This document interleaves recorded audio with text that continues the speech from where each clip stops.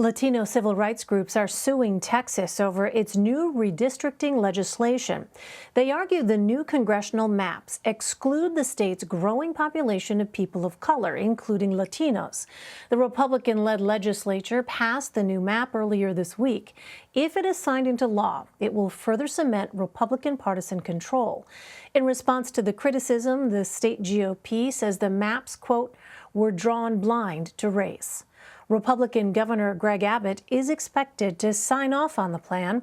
We reached out to the governor and Deputy Secretary of State for comment, but have not heard back. For more, let's bring in Nina Perales. She is the Vice President of Litigation at the Mexican American Legal Defense and Educational Fund, which is part of the lawsuit against Texas. Nina, welcome. Thank you very much for being with us. On what grounds is the coalition of Latino civil rights groups saying that Texas's new congressional maps are unconstitutional?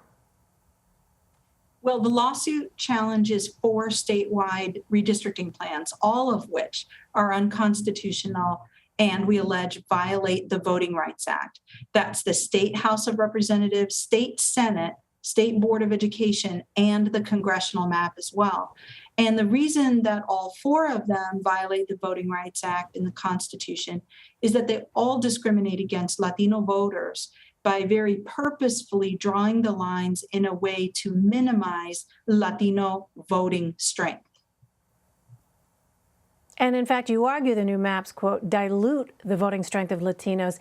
Explain a little bit more how these maps, you say, would do that, and what would you propose instead?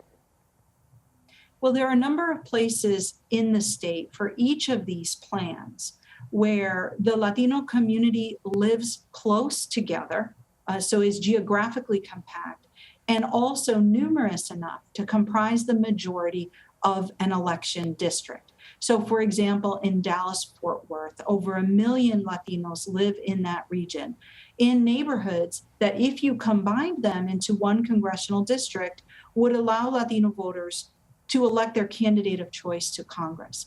And yet, Dallas-Fort Worth remains the largest urban area without a Latino majority congressional seat.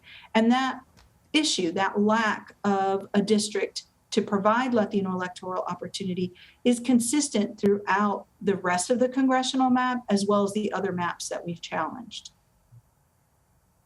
And in fact, under these maps, the number of seats with a majority Hispanic voter population decreases from 8 to 7 at a time when Latinos represent the fastest growing population group in the state.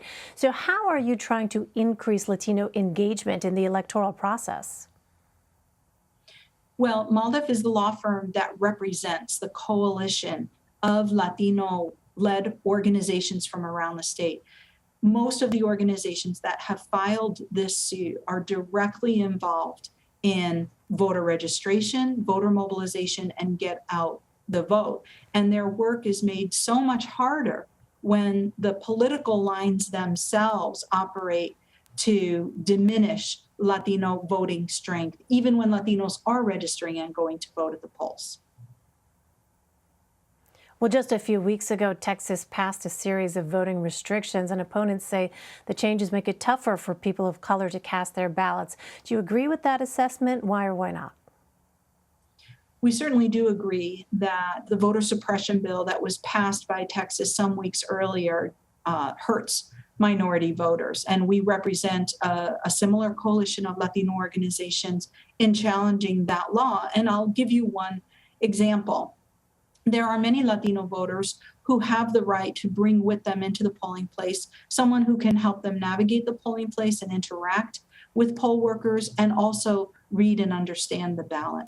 This is a right guaranteed to Latino voters and other voters by the Federal Voting Rights Act. And the new Texas voter suppression law restricts that right and makes it illegal for a voter to receive assistance, for example, in interacting and communicating with poll workers about checking in, learning how to use the machine, et cetera. And finally, Nina, just give us a sense of what's next here. What is the time frame now with respect to your lawsuit?